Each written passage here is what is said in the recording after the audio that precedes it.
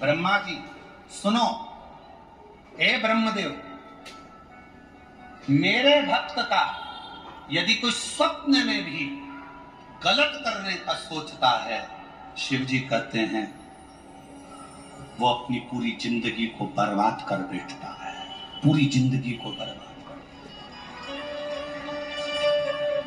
यदि आप शंकर भगवान का भजन कर रहे हो, शिव जी को एक लोटा जल चढ़ा रहे हो, शंकर भगवान का अनुमोदन कर रहे हो, शिव जी का गुणगान कर रहे हो, शंकर जी की कथा का रसपान कर रहे हो, शिव भक्ति में डूबे हुए हो, शंकर जी के नाम में डूबे हुए हो, शंकर जी की भक्ति में डूबे हुए हो, शिव स्मरण में डूबे हुए हो, शंकर भगवान की कथा में डूबे हुए हो, भगवान की अविरल भक्ति में डूबे हुए हो, और यदि कोई तुम्हारा बुरा कर रहा है, तुम्हारे लिए बुरा लिख रहा है, तुम्हारे लिए बुरा बोल रहा है, तुम्हारे लिए बुरा करने की तैयारी में है, समझ लेना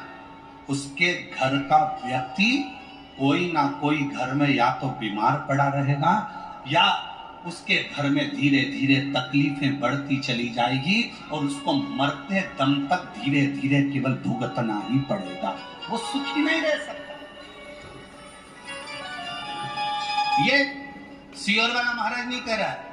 ये पंडित प्रदीप मिश्रा नहीं कह रहा है, ये कह रही है शिव महापुराण की रुद्र संहिता, यह कह रही है कुर्म पुराण का 26वें नंबर का अध्याय वर्णन कर रहा है। स्वयं भगवान शंकर ब्रह्मा जी से कहते हैं, मेरे भक्त का यदि कोई स्वप्न में भी बुरा करने का सोचता है, बुरा बोलने का सोचता है, बुरा कहने का सोचता है, तो उसने अपने पूरे परिवार को डुबोने का विचार कर लिया, उसका परिवार सुखी नहीं रह सकता,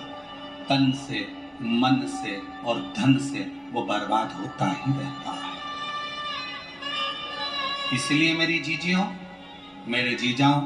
मेरी बेटियों बेटाओं, मेरी माताओं, मेरे भाई, मेरे बंधुओं, मेरे पिता तुल्य बुजुर्ग बंधुओं, मैं आपसे निवेदन करना चाहूंगा, सबकी निंदा करिएगा पर शिव की कभी निंदा नहीं। सबकी निंदा करिए पर शंकर के भक्त की कभी निंदा नहीं। कारण है, नारद जी ने भगवान विष्णु से शिव जी की निंदा करी थी, तो नारद जी के मुख बंदर का लगा।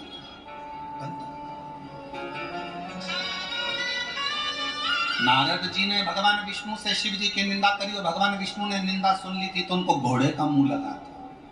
हयग्रीव अवतार हुआ था। ये निंदा